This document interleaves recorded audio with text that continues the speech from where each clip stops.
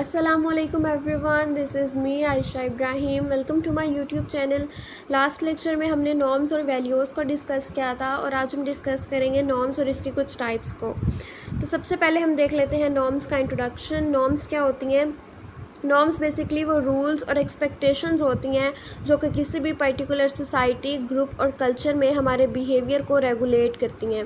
यानी नॉर्म्स हमें बताती हैं कि किसी भी पर्टिकुलर सोशल सिचुएशन, जैसे कि शादी हो गई, किसी की डेथ हो गई, किसी के बर्थडे हो गई, उनमें हमने किस तरह से बिहेव करना है, ये सब चीज़ें जो हैं हमें नॉर्म्स बताती हैं। ये सोसाइटी की हमसे एक्सपेक्टेशंस होती हैं। सोसाइटी हमें बताती है कि किसी भी सोशल सिचुएशन में आपने किस तरह से बिहेव करना है, किस तरह से ख़ुद को अपीयर करना है। फिर जब हम उन एक्सपेक्टेशंस पे पूरा उतरते हैं तो वो बिहेवियर हमारा सोसाइटी एक्सेप्ट करती है, यानी कि कबूल करती है। तो ये बेसिकली होती है नॉर्म्स कि हमारी सोसाइटी की हमसे एक्सपेक्टेशंस, और जब हम उन एक्सपेक्टेशंस पे पूरा उतरते हैं तो सोसाइटी हमारे उस बिहेवियर को एक्सेप्ट करती है। ये नॉर्म्स होती हैं। जैसे फॉर एग्ज़ाम्पल, अगर आप किसी शादी में जाते हो तो आपने एक वेडिंग ड्रेस पहना होता है, आप तैयार वगैरह होके जा रहे होते हो। अगर आप किसी की डेथ पे जा रहे हो तो आप जो है वो एक अफसरदगी वाला वहाँ माहौल होगा, तो आपने जाके ताज़ियत वगैरह करनी होगी। तो वहाँ जो लोग बैठे होंगे जिनकी फैमिली में डेथ हुई होगी, तो उनको पता होगा कि जो लोग हमारे पास आएंगे वो ताज़ियत करेंगे, वो पूछेंगे डेथ कैसे हुई। तो ये सारी चीज़ें जो एक्सपेक्टेशंस होती हैं, जो हमारा एक्सेप्टेबल बिहेवियर होता है, इनको हम नॉर्म्स बोलते हैं। लास्ट लेक्चर में इसको हम काफ़ी डिटेल में देख चुके हैं, तो अभी सिर्फ हम इसका ओवरव्यू देख रहे हैं। नेक्स्ट हम देख लेते हैं नॉर्म्स की टाइप्स। नॉर्म्स की बेसिकली 4 टाइप्स होती हैं। First one is folkways, second जो है वो mores, third taboos and fourth one is law. इन चारों को हम वन बाय वन डिस्कस कर लेते हैं। तो सबसे पहले है फॉकवेज। फॉकवेज जो हैं ये वो कस्टम्स होते हैं जिनको हम फॉलो कर रहे होते हैं। ये कहीं रिटन नहीं होते। हम अपनी सोसाइटी से, अपनी फैमिली से, अपने आसपास के लोगों से, अपने ये सोशल इंस्टीट्यूशन जैसे कि एजुकेशन का हो गया, स्कूल वगैरह से सीख रहे होते हैं। तो हम आसपास की जो माहौल होता है वहीं से हम सीख के जो है इनको अडॉप्ट कर लेते हैं। अगर मैं सिंपल वर्ड्स में बताऊं फॉकवेज क्या हैं, ये इनफॉर्मल रूल्स और रेगुलेशंस होती हैं। इनको हम अगर ब्रेक करते हैं तो कोई हमारे खिलाफ एक्शन नहीं ले सकता, कोई हमें पनिश नहीं कर सकता, कोई सज़ा नहीं होती इसकी। फॉकवेज बेसिक मैनर्स होते हैं जिनके मुताबिक हम जो अपनी रोज़मर्रा की जो ज़िंदगी है वो गुजार रहे होते हैं। तो फॉकवेज का भी जहाँ वर्ड आ जाएगा तो आपने अपने माइंड में मैनर्स को रखना है कि ये बेसिकली मैनर्स होते हैं। अगर आप कोई भी मैनर है उसको पूरा नहीं कर रहे, उसके अगेंस्ट जा रहे हो, तो आपको बस लोग यह कहेंगे कि ये जो है थोड़ा वियर्ड है, थोड़ा स्ट्रेंज है, बदतमीज़ है, एरोगेंट है, कुछ इस तरह के आपको अलकाबात सुनने को मिलेंगे। लेकिन कोई भी आपके ख़िलाफ़ जो है वो एक्शन नहीं ले सकता। इसको एग्जांपल से समझने की कोशिश करते हैं। एग्जांपल नहीं, इसकी तो पहली है कि covering your mouth when you are cough और स्नीज। जब भी आपको खांसी या छींक वगैरह आए तो आपने अपना फेस कवर कर लेना है। ये क्या है? एक बेसिक मैनर है। अगर आप नहीं करते ऐसा तो लोग आपको कोई सज़ा नहीं दे देंगे, कोई कोर्ट आपको पनिश नहीं करेगी। बस ये होगा कि लोगों को होगा कि इसको तमीज़ नहीं है, इसमें मैनर्स की कमी है, ठीक है, या ये भी कि पढ़ा लिखा नहीं है, पढ़ा लिखा जाहिल है। इस तरह के आपको बातें सुनने को मिलेंगी। सेकंड ये कि ड्रेसिंग अप्रोप्रिएटली एट वर्क। अच्छा, अब आप शादी में जाते हो तो एक स्पेसिफिक आपका ड्रेस होता है, एक फैंसी, उसके साथ आपने ज्वेलरी पहनी, मेकअप किया, ठीक है। अगर आप किसी जा रहे हो ऑफिस में तो वहाँ आपका ड्रेस कोड अलग तरह का होगा। तो ये सारी फॉकवेज, आप जैसे फॉर एग्जांपल आप जा रहे हो ऑफिस लेकिन आप वेडिंग ड्रेस पहन के जा रहे हो, वहाँ जाओगे आप वियर्ड लगोगे, स्ट्रेंज लगोगे, लेकिन कोई आपके खिलाफ एक्शन नहीं लेगा, बस आपको लोग थोड़ी अजीब नज़रों से देखेंगे, ठीक है। Wearing a school uniform. Her school का, हर इंस्टीट्यूट का अपना एक प्रॉपर ड्रेस कोड होता है, यूनिफॉर्म होता है, उसको पहनना ज़रूरी है, ये फॉकवे है। Not spitting on the side walk, saying please and thank you, eating with your right hand. ये सारी जो है ये बेसिक हम कह सकते हैं मैनर्स के साथ साथ ये फॉकवेज हैं। तो फॉकवेज बेसिकली क्या है? फॉकवेज वो कस्टम्स हैं जो कि कहीं लिखे नहीं होते, लेकिन ये हमारे बिहेवियर को रेगुलेट कर रही होती हैं और हम अपनी रोज़मर्रा की जो ज़िंदगी है वो इनके मुताबिक गुजार रहे होते हैं। लेकिन अगर हम इनको ब्रेक करते हैं तो कोई हमारे खिलाफ़ एक्शन नहीं ले सकता, बस आपको थोड़ा स्ट्रेंज कंसिडर किया जाएगा, लेकिन कोई आपके ख़िलाफ़ एक्शन नहीं ले सकता। Then second one is mores. Morals जो है ये मॉरल नॉर्म्स हैं। जो वर्ड मोरे है ये एक टर्म मोरालिटी से लिया गया है। तो मोरालिटी का मतलब होता है इखलाकियात। तो जहाँ फोकवेस का आएगा वहाँ अपने अपने जहन में रखना है मैनर्स का वर्ड। जहाँ मोरल्स आ जाएगा वहाँ एथिक्स और मोरालिटी का रखना है। मतलब मॉरल्स जो हैं ये थोड़े से स्ट्रिक्ट होते हैं एज़ कम्पेयर टू फोकवेज। यहाँ पर अगर आप किसी मॉरल को ब्रेक करते हो तो आपको इमोरल कंसिडर किया जाएगा। आपको कहा जाएगा कि ये इखलाकियात से गिरा हुआ शख्स है। तो ये भी हो सकता है कि आपको इस पे पनिश भी किया जाए। तो अगर इसको भी मैं सिंपल वर्ड्स में बताऊँ तो मॉरल्स क्या है, ये आपको क्लियरली बता देता है कि क्या चीज़ ठीक है और क्या चीज़ गलत है। मॉरल्स जो है ये स्ट्रिक्ट सोशल गाइडलाइंस होती हैं, ठीक है। तो मॉरल्स क्या हैं? मॉरल्स बेसिकली मॉरल नॉर्म्स हैं। अगर आप इनको फॉलो नहीं करते तो हो सकता है कि आपके ख़िलाफ़ एक्शन लिया जाए, आपको जो है पनिश किया जाए। लेकिन ज़रूरी नहीं है हर एक में यही हो, कुछ में आपको पनिश किया जाएगा, कुछ में नहीं किया जाएगा। लेकिन मॉरल्स जो हैं एज़ कम्पेयर टू फोकवेज ये स्ट्रिक्ट सोशल गाइडलाइंस होती हैं, ठीक है। और जहाँ पे वर्ड मॉरल्स आ जाएगा वहाँ पे आपने मोरालिटी को जहन में रखना है। जैसे फॉर एग्ज़ाम्पल झूठ बोलना, चोरी करना, किसी के पीठ पीछे उसकी बुराई करना या उसके बारे में कुछ गलत बोलना, किसी को बुली करना यानी बॉडी शेमिंग करना, डोमेस्टिक वायलेंस करना, डिसऑनेस्ट होना, ये सारी जो हैं ये मॉरल्स हैं। लेकिन यहाँ पर अब चोरी करना ये इसमें कोर्ट भी आपको पनिश कर सकता है, यानी ये वो मोरे है जिस पे आपको पनिश किया जा सकता है। तो कुछ मोरेस ऐसी होती हैं जिन पे आपको पनिश किया जाता है, कुछ ऐसी होती हैं जिन पे पनिश नहीं किया जाता। जैसे अब आप अपने पेरेंट्स से झूठ बोल दो, घर से ये कह के निकलो मैं कॉलेज जा रही हूँ और चले जाओ अपनी फ्रेंड की तरफ, तो ये झूठ होगा, इस पर कोई कोर्ट एक्शन नहीं ले रही होगी। लेकिन ये अखलाकियात से गिरी हुई हरकत है कि आप अपने पेरेंट्स से झूठ बोल रहे हो, ठीक है। तो झूठ बोलना, चोरी करना, किसी के साथ गलत करना, बदयानती वगैरह, ये कुछ हैं एग्ज़ाम्पल मॉरल्स की। देन एक सेकंड एग्ज़ाम्पल है, इससे हम समझ लेते हैं। अगर आपके किसी रिलेटिव की या किसी बहुत क्लोज़ की डेथ हो जाए और आप उसकी डेथ पे ना जाओ, ये भी एक मॉरल होगी। यानी आप इखलाकियात से गिरी हुई हरकत है कि आपका कोई बहुत क्लोज़ रिलेटिव किसी की डेथ हो जाती है तो आप उसके जनाजे में शिरकत ना करो। ऑब्वियसली ये कोई इलीगल चीज़ नहीं होगी, इस पर कोई कोर्ट आपको पनिश नहीं कर रहा होगा, लेकिन ये एक एथिक्स के ख़िलाफ़ है, एक मोरालिटी के ख़िलाफ़ है कि आप जो है वो किसी का जनाजा मिस कर दो। इस क्या है, बेसिकली एक टाइप है नॉर्म्स की और ये मोरालिटी बेस्ड है। इसको आप अगर वायलेट करते हो तो आपको पनिश किया भी जा सकता है और नहीं भी किया जा सकता। तो ये फोकवेज और मॉरल्स का कॉन्सेप्ट हो गया।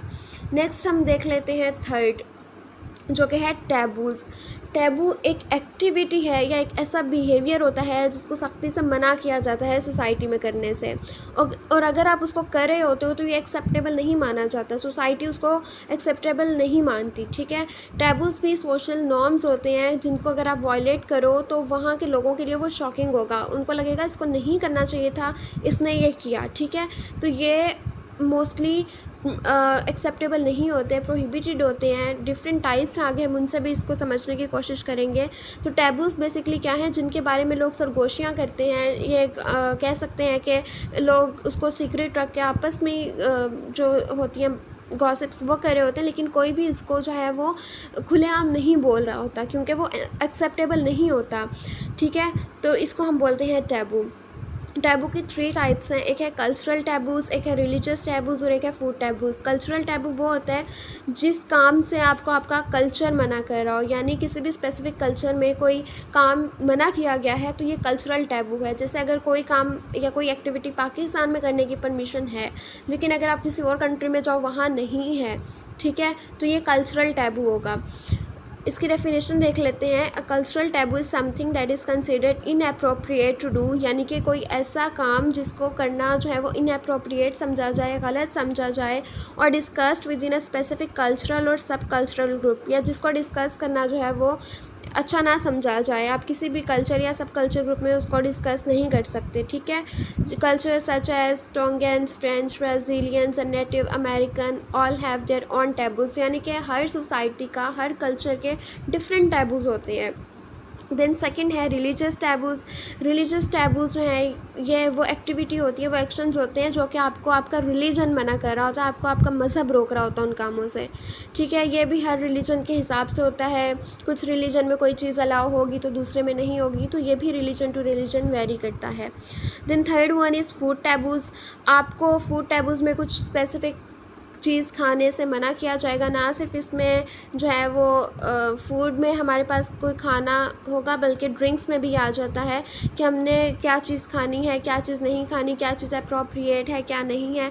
ये सारी चीज़ें जो हैं ये फूड टैबूज़ में आ जाती हैं, यानी आपको बेसिकली किसी भी स्पेसिफिक फूड से मना किया जा रहा होता है कि ये आपने नहीं खाना। इनकी एग्जांपल्स देख लेते हैं। फॉर एग्ज़ाम्पल फर्स्ट हमने कल्चरल टैबू देखा था, तो कल्चरल टैबू की एग्जांपल है, वर्ल्ड वाइड एग्जांपल है, ये यूनिवर्सल है, ठीक है। फोटोग्राफिंग स्ट्रेंजर्स, यानी अगर आप किसी पब्लिक प्लेस पे जा रहे हो और आप वहाँ पे किसी स्ट्रेंजर की फ़ोटो क्लिक करते हो तो ये एक्सेप्टेबल बिहेवियर नहीं माना जाएगा। ये बहुत गलत बात है कि आप किसी की परमिशन के बगैर उसकी पिक्चर को क्लिक कर रहे हो, ठीक है। तो ये एक कल्चरल टैबू है जो कि पूरी दुनिया में इसको ये टैबू कंसिडर किया जाता है कि आपने किसी की पिक्चर भी किसी की इजाज़त के बगैर नहीं लेनी। और अगर आप अपनी पिक्चर ले रहे हो तो बैकग्राउंड में अगर कोई आ रहा है तो आपको चाहिए कि आप उसका फेस जो है, उसकी पिक्चर जो है वो ब्लर करके फिर अपलोड करो, ठीक है। ये कल्चरल टैबू में आ जाता है। देन आ जाता है रिलीजियस टैबू। रिलीजियस टैबू में जैसे जुडिज़म और इस्लाम में पोर्क बैन है, उसके अलावा होमोसेक्सुअलिटी जो है बहुत सारे रिलीजन इसको एक्सेप्ट नहीं करते, इसके अगेंस्ट हैं। Then third one is food taboo. Food taboo में जैसे अल्कोहल है, अल्कोहल वेस्टर्न कंट्रीज़ यूरोप वगैरह में 20 इयर्स का बच्चा जब हो जाता है तो उसके बाद उसको अलाउ कर दी जाती है, वहाँ पे बहुत कॉमन है ये ड्रिंक करना। लेकिन अगर हम बात करें पाकिस्तान की या अरब कंट्रीज़ की तो यहाँ पर ये अलाउड नहीं है, इस्लाम में मना कर दिया गया है। इसके अलावा जो है हिंदू, वो लोग गोश्त नहीं खाते ये गाय वगैरह का, क्योंकि उनके लिए सैक्रेड है ये। तो मुस्लिम्स खाते हैं, तो ये फूड टैबू है, यानी हम वो चीज़ खा सकते हैं, वो लोग नहीं खाते हैं। लेकिन हमें एक दूसरे के कल्चर के, रिलीजन की रिस्पेक्ट करनी चाहिए, हर एक की अपनी वैल्यूज़ होती हैं। लेकिन ये फूड टैबू है कि हम लोग एक चीज़ हमें अलाउड है लेकिन वो नहीं खा सकते क्योंकि उनके रिलीजन में ये चीज़ मना है, तो ये फूड टैबू में एग्जांपल आ जाएगी। इसके अलावा एक जनरल एग्जांपल ले लेते हैं इसकी, तो फॉर एग्ज़ाम्पल मेंटल इलनेस, ठीक है। अगर हम फिज़िकली बीमार होते हैं तो हम डॉक्टर्स को विज़िट करते हैं, हम अपना प्रॉपर ट्रीटमेंट कराते हैं। लेकिन हमारी सोसाइटी में क्या है कि अगर लोग ज़हनी तौर पे बीमार होते हैं, है तो ब्रेन भी एक ऑर्गन, उसमें भी वो भी बीमार हो सकता है। एंजाइटी, डिप्रेशन बहुत कॉमन है आजकल, लेकिन हमारा रुझान नहीं है उस तरफ कि हमने मेंटल इलनेस को भी ट्रीट करना है, क्योंकि लोग, उनको लगता है कि ज़हनी मरीज़ कहलाना पता नहीं कोई कितनी बड़ी गाली है, हमें कोई पागल कहेगा। एक्चुअली हमने ये एक टैबू बन गया है कि हमने मेंटल इलनेस पे बात ही नहीं करनी। लोग समझते हैं कि ये जो मेंटल इलनेस का शिकार है वो बीमार है, हालांकि आपके इमोशंस पे आपके कंट्रोल में नहीं है। तो ये भी एक तरह की इलनेस ही है कि आप अपने जज्बात पे काबू नहीं रख सकते। अगर आप बहुत ज़्यादा फ्रस्ट्रेटेड हो जाते हो, एंजाइटी में हो, डिप्रेशन में हो, तो ये मेंटल इलनेस है जिसको क्योर करना ज़रूरी है। लेकिन हमारे यहाँ रुझान इस तरफ नहीं है लोगों का। फिज़िकल अगर आपको कोई बीमारी आती है फ़ौरन डॉक्टर को विज़िट करते हो, लेकिन अगर आप मेंटली कुछ सफ़र कर रहे हो, किसी बीमारी का शिकार हो, तो आप डॉक्टर को विज़िट नहीं करोगे, क्योंकि आपको लगेगा कि लोग आपको पागल कहेंगे।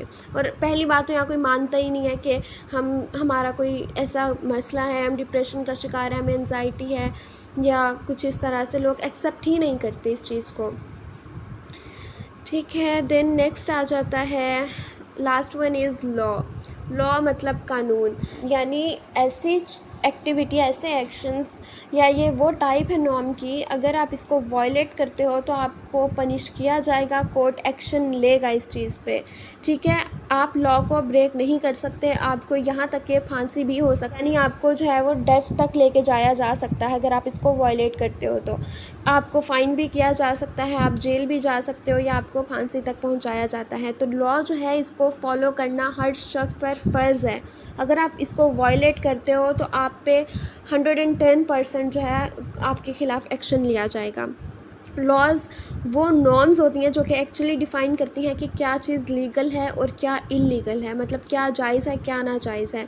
अगर आप लीगल से हट के इल्लीगल की तरफ जाते हो तो ऑब्वियसली आपको पनिश किया जाएगा। The government has decided these norms are so important that you could get in trouble for breaking them. Government कहती है कि ये नॉर्म्स इसलिए डिसाइड किए गए हैं ताकि आपको पता चले कि कितने इंपॉर्टेंट हैं। अगर आप इनको वायलेट करते हो तो आपको जो है आप किसी मुश्किल का भी सामना कर सकते हो, ठीक है।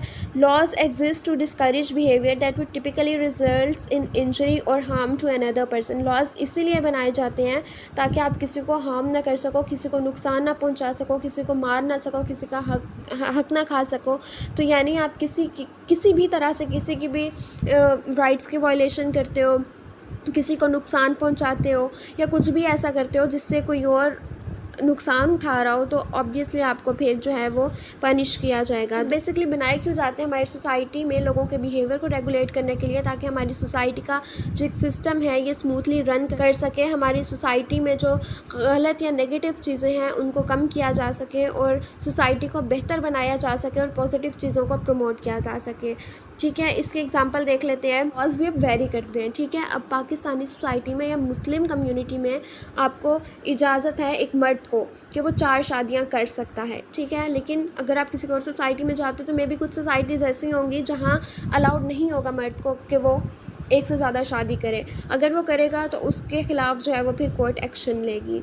इसके अलावा जो यूनिवर्सल लॉज होते हैं वो मोस्टली बनाए जाते हैं वायलेंस अगेंस्ट अदर, यानी अगर आप किसी को नुकसान पहुंचाते हो, किसी पर तशद्दुद करते हो, डोमेस्टिक वायलेंस वगैरह आ गया इसमें, चोरी करते हो या किसी की प्रॉपर्टी को नुकसान पहुंचाते हो, मर्डर करते हो, किसी का कत्ल करते हो, तब जो है ये हम कह सकते हैं कि ये यूनिवर्सल लॉज हैं जो कि हर सोसाइटी में एग्जिस्ट करते हैं।